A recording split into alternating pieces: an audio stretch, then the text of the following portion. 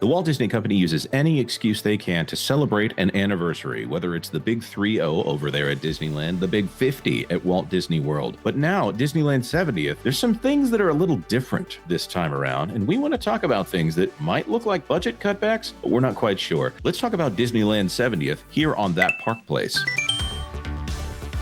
Culture. Vash, you ready to talk about what should be a really big day for Disneyland? Yes, sir. I believe you're talking about the 70th anniversary of Disneyland, that being July 17th, 2025. And a lot of people have been excited about this particular celebration because, well, it was one of the only things actually touted for the Disneyland Resort at D23 Expo back in August of 2024. Now, well, obviously, we've seen, all kinds of announcements for Walt Disney World and their amazing Cars attraction that everybody's super excited for, and Monsters, of course, but really, well, I mean, not everybody was excited for those, obviously. But for Disneyland, we were pretty much only getting the 70th anniversary stuff. Well, now we have some more details on this. And I will say it's pretty underwhelming. In Culture, I know you can help me out with this one in particular because, well, there's some historical significance to what's actually going on. But you can see right here, 70th anniversary. And, well, what are we getting for the 70th anniversary? Well, we're getting a new World of Color show. Which is interesting. They always keep redoing this show, but it's never quite as good as the original that I have found. This one is World of Color Happiness because, well, it's the happiest place on earth, don't you know? It's I don't know if it quite works out right there. Right next to the happiest place on earth. That's true. Are you trying to say the entire resort is the happiest place on earth? Well, I guess so. Yes. I guess that's the tag. With more diversity and lots of girl power. Yeah, lots of girl power. You can actually notice in this little concept art right here, there are only 3 characters that actually predate the Iger era in some way. 2 of those being villains, and 1 of those being Powerline. So, it's a lot of modern representation of the Walt Disney Company. That is a very good point. Yeah. I looked at that and went, oh my goodness, the diversity. But anyway. Well, I mean, just looking at this, who knows how long this show has been in the works here, but I don't like to play count the white people or count the genders or anything here, but you've got Anger and Fear, both male.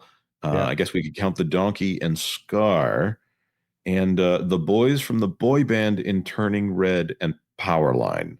Yeah, I'm going to say, Embarrassment. I forgot. Embarrassment is a dude. Why is it the men are so poorly represented or represented as, well, I don't know. I'm not getting into the weakness problem, but it's fine. Well, here's the thing. I'm loving how you're bringing up characters and franchises because Disney does a little bit of that themselves right here. And the first franchise that they actually mention as reference to this show is right here.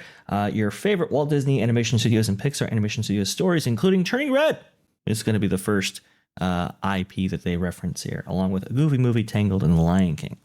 So you would think that would be reversed right there, but nope. Turning Red is going to be the big franchise.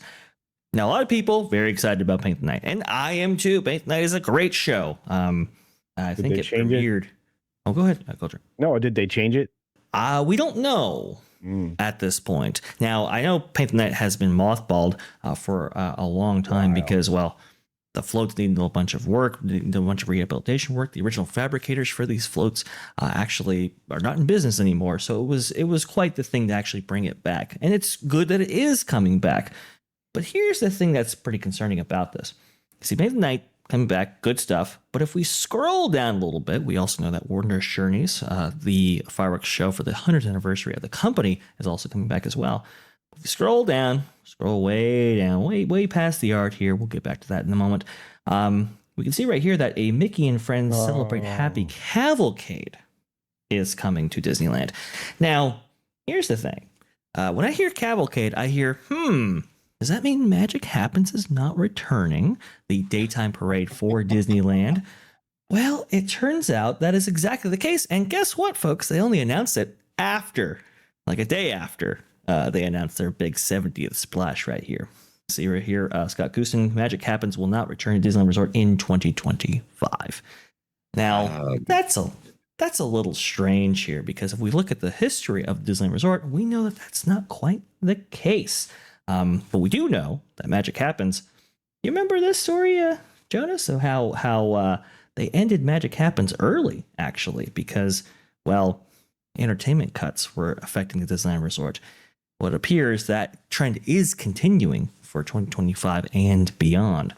But initial reactions, guys. They always try to make Magic Happens happen. This one they've been trying to get this one going since 2020.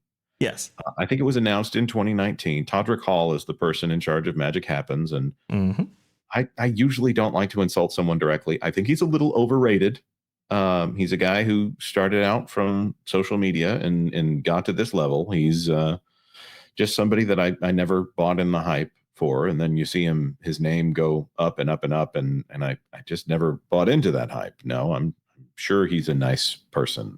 I don't know, but this show was very quickly canceled because of everything that happened in 2020, and Disney parades are kind of hit or miss. There are people who show up for the rides. There are people who will stop and watch the parades. And then there are people who will desperately try to get through the crowd so they can get to the things on the other side during the parade. I found myself in different parts of that analogy there at different times. So Disney does need parades. I don't particularly care for this one. And that's true. I'll say this. I agree with your assessment that Disneyland specifically does need parades. It satisfies a great number of people here. You get tens of thousands of people along the parade route and on the attractions themselves and so forth.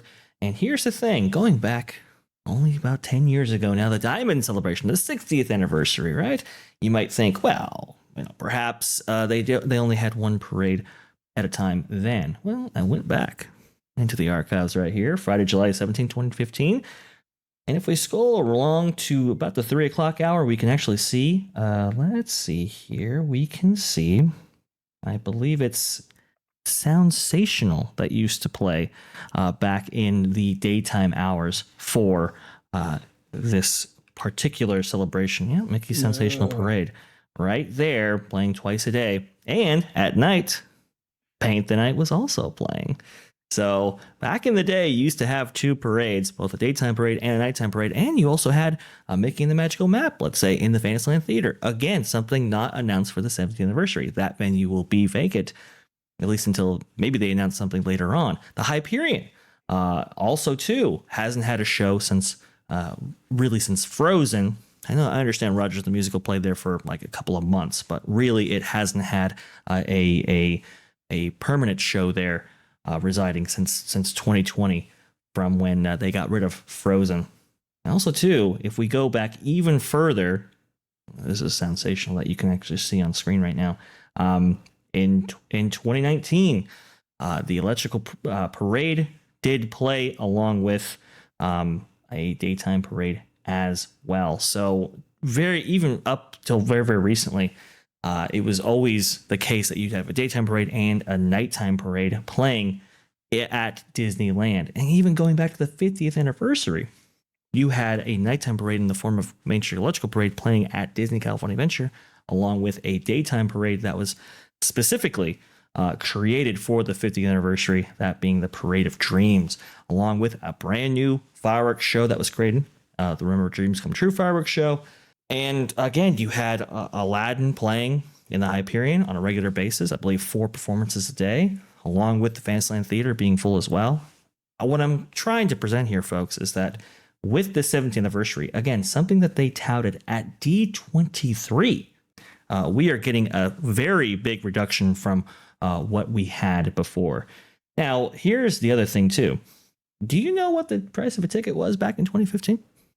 Back when we had 2 parades and a full entertainment roster? $45, $46. Well, it double that. It was about $100. But remember, this was before variable pricing. That wouldn't become a thing until 2016. So for $100, you were getting the full gambit here. You were getting Fantasmic almost every single night. You were getting fireworks shows every single night. You were getting 2 parades every single day. And now what they do is, well, they have variable pricing that goes up to about $200 a day. And here's the thing, folks. If you want a cheaper day, let's say you want those, back 2015 prices and you're only paying $106 per day or whatever.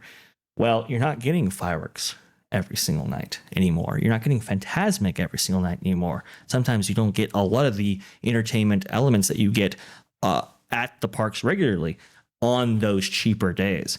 So the value statement has completely changed for the Disneyland Resort. And going forward, you can only have one. You can only have a nighttime parade or daytime parade. You can't have both.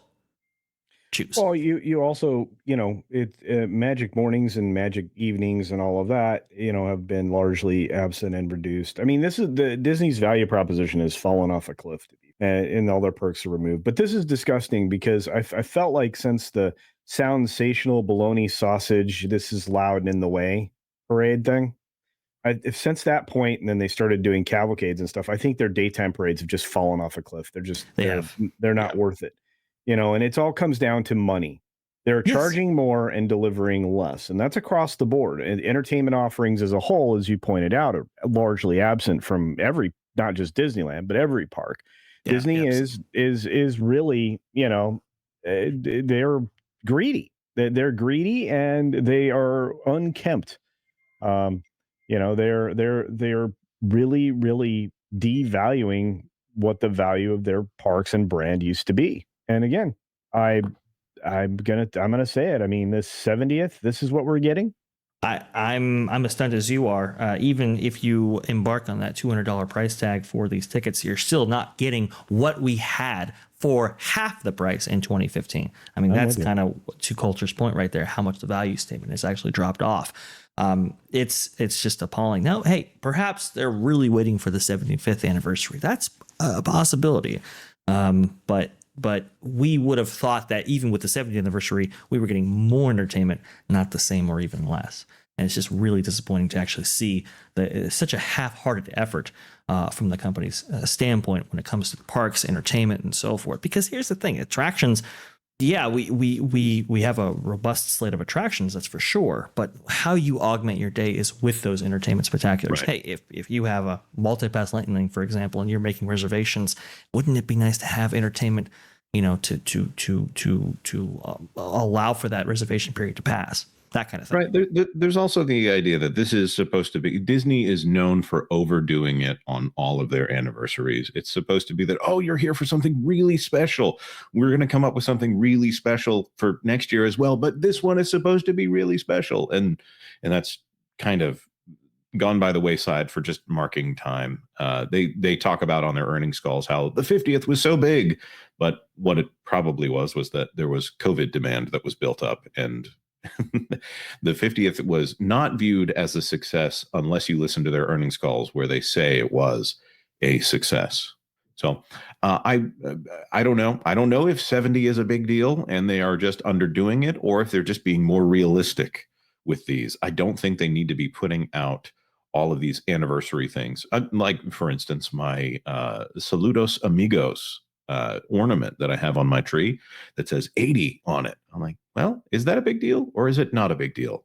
I don't know. But Disney sure does like to put numbers that end in 5 or 0 on all of their stuff. So you feel like it's special.